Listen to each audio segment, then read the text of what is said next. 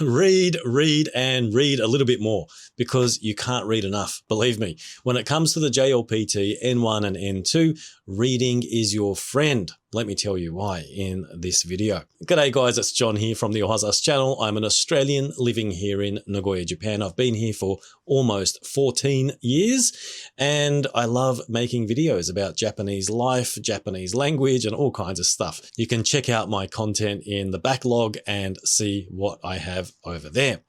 So at the end of every video, I do something called Word of the Day, which is a Japanese word related to what I've spoken about in the video. So make sure you stick around till the end to catch that. Also at the end today, I'm going to be sharing a couple of my own personal stories in regards to the JLPT and having the N1. Very, very important. So if you're job hunting and you're looking for work and you're using the N1 or N2 to help you with that, I highly recommend watching that at the end as well.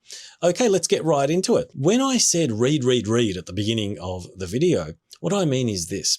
In the JLPT, there's this section called Dokkai, which is reading comprehension. The point of this is to see whether or not you can understand a large body of text. There's short, medium, and large bodies of text, by the way. The short ones aren't too bad. But when you get to the large, long body of text, that's when the problems start. And this became obvious to me when I did my first Mogi Shiken, which is the mock exam or the simulation exam that you can find at the end of a lot of JLPT textbooks. So do one of those or two of them or three of them if you can and see where your weaknesses are. For me, it was reading, and that's why I'm making this video specifically for people looking for advice on the reading section, because for me, that was my weakest section by far. I had gone through all of the usual steps of memorizing the required kanji, the vocab, the grammar points, all of that stuff. But I found that when I was trying to read large bodies of text, I was failing. And it wasn't really a matter of not understanding everything, because given enough time, I could actually decipher most of what was being spoken about. The time limit is what was screwing me. So make sure you practice with a timer and make sure that you can, measure that and try to improve it. The best way that I found to improve my skill in that area was to read every day. And so you might be asking, what kind of materials should I read? Because there's a lot out there. There's manga, there's magazines, there's newspapers, all kinds of things. In my particular case, I didn't find things like manga. I'm not really into manga anyway, but I did have a look at them because I thought maybe that'll help as well. But it didn't really help me for this reading comprehension thing in the JLPT because manga are quite short. Like each little speech bubble only contains a bit of info. And yes, maybe reading a lot of manga every day might help a little bit. I'm not saying that it won't help at all, but I think the topics are also a little bit off. So what you might find is getting a textbook like this one here, which I'll link down below. I think it's still available. This is actually a book I got 10 years ago, actually more than 10 years ago. I went to an advanced Japanese course at the Japan Foundation in Sydney before moving to Japan. So I've been here for almost 14 years. It was just before. So let's say about 14 or 15 years ago is when I went to this course, and they actually told us to get this book. And I went to a place called Kinokuniya, which is a large Japanese bookstore in Sydney, in a place called Town Hall. I'm not sure if it's still there, by the way, but it probably is. It was a very large bookshop. It's the same Kinokuniya that we have over here in Japan as well. And I bought it over there. Now, this kind of book, although not specifically written for the JLPT, it actually contains very similar kind of content. So you want to, find material that has similar content, that's the same kind of genre, the things that you can expect. It's usually things like cultural observations, a little bit of history, things like that, society. And you want to practice reading those types of things, especially where the author has some kind of a stance or an opinion that they're trying to convince you of. So there's some kind of a little argument in there that they're trying to prove with evidence, kind of like an essay style, like a short essay, if you will. And you want to become really familiar with that kind of structure. So you read something like that every day. They also, this kind of book, the beauty of it is that it contains similar comprehension questions as well.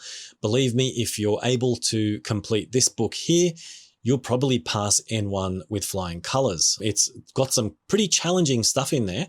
And the N1 is actually like, you can find textbooks just for the N1. So a lot of us think when we're studying it that we have to just memorize what's in those books. But that's a little bit of a trap.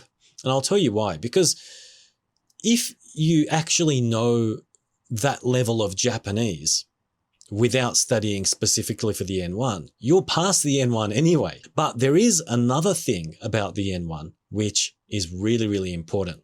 And that is the time restriction. So knowing Japanese is probably the largest piece of the puzzle, but there is a smaller piece, but without it, you can still fail.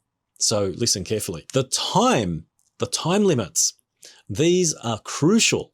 If you spend even 1 or 2 minutes extra on something, there's a possibility that you'll get the next question wrong and the next question wrong, and the domino effect can be catastrophic.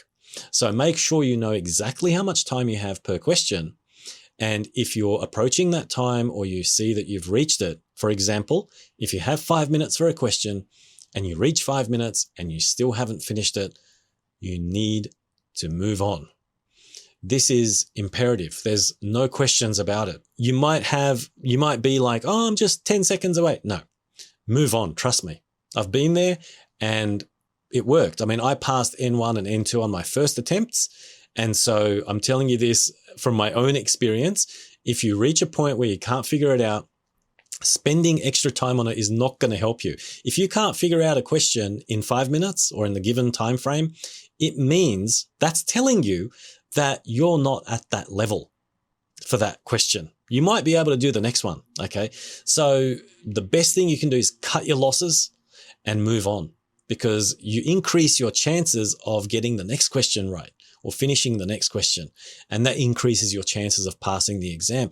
Another thing I'll mention here, by the way, is that, it's easy to assume, or we might tend to assume that we need to get 100% or that we need to get almost 100%. And that's just simply not the case. The goal for most people is to just pass. And to pass means to get more than like 50% or something around there. Don't quote me on that. It may have changed a little bit, but you don't need to get 100%. Okay. So let that pressure kind of dissolve. Let that go and don't let it bring you down, because it can affect you very negatively, that kind of pressure. So if you can't figure out a question, leave it, move on and go on to the next one. So my advice to you for improving your reading speed and comprehension is to actually just read every day. Even if it's 5 minutes, that's huge. Believe me. Seriously, even if you have just 2 minutes a day, it's going to make a massive difference. You do need to concentrate for 2 minutes though. It's not like you can just stare at a page for 2 minutes and not read it. You have to actively read it and actively try to understand what's being said in that paragraph. By the way, let me just take this opportunity to mention X-Chapter's video. He did a video the other day about the 5 advantages and disadvantages of learning Japanese.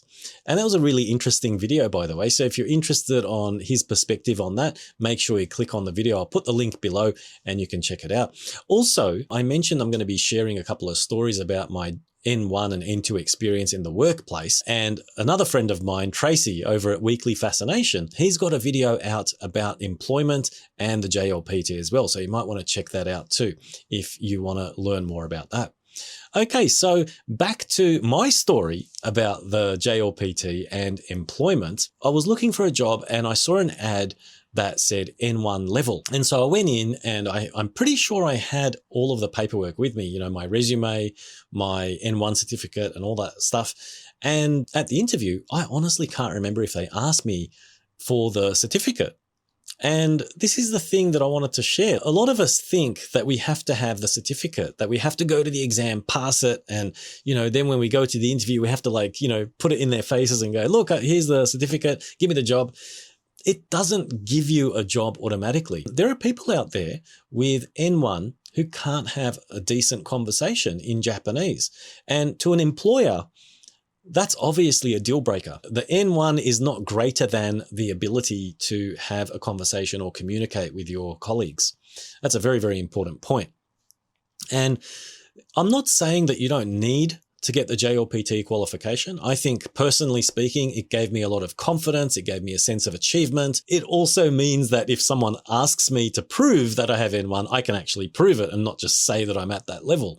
It's a great thing. It's also just a good way to keep yourself on track and motivated so that you do learn all of those kanji and those things that you need to learn. And the time limit in the exam, it forces you to develop faster reading skills.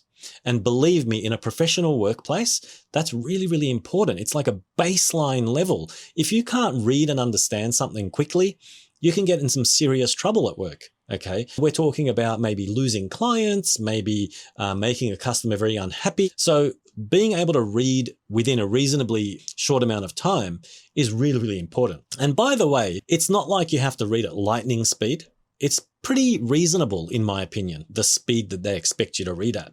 It's pretty much like, the minimum that you should be able to do in an office or in a work environment, or as a student, because a lot of universities, I believe, require N1 level Japanese to get into their courses. So how did my interview go after that? Well, I had to have 3 interviews with different levels of management, and all of those interviews were in Japanese. From start to finish, there wasn't a word of English. It was all in Japanese. And they went from anywhere between 10, 15 minutes to about half an hour. And I had to go all the way up, and I eventually had to have an interview with the CEO and a couple of the upper management, the executives. And it was nerve-wracking, but I managed to get through it, and I was able to successfully communicate with everyone. And they saw that I had the required level of Japanese in person. And that to them, to anyone, is more valuable than a piece of paper. I want to emphasize that I'm not saying that you don't need to get the certification. I actually am very pro JLPT. I think it's important to get it, especially if you're looking for employment here in Japan. But it's not like, you have to have the JLPT. I want to kind of bust that myth where people are like, oh, you have to have it, because in my case, I don't remember them asking for the actual piece of paper. Anyway, that's all I wanted to share about the reading section in the JLPT N1 and N2. I wish you the best of luck with it. If you have any questions or you want me to share any more tips about it, feel free to ask me in the comments below. Or if you have any advice that you want to share with other viewers here, leave your advice down below in the comments. It's a great way to share helpful information and to help the community as well. Okay, we're at the end of the video, and as promised, it's time for word of the day. Today's word of the day is the word for strategy, because we've been talking about some strategies in tackling the reading section of the JLPT, and the word is senryaku. Senryaku, S-E-N-R-Y-A-K-U.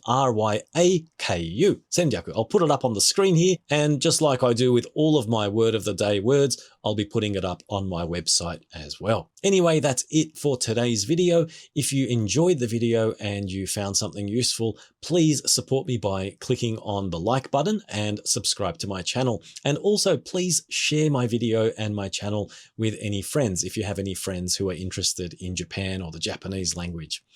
Okay, that's it from me for today. I'll catch you at the next video. Bye for now.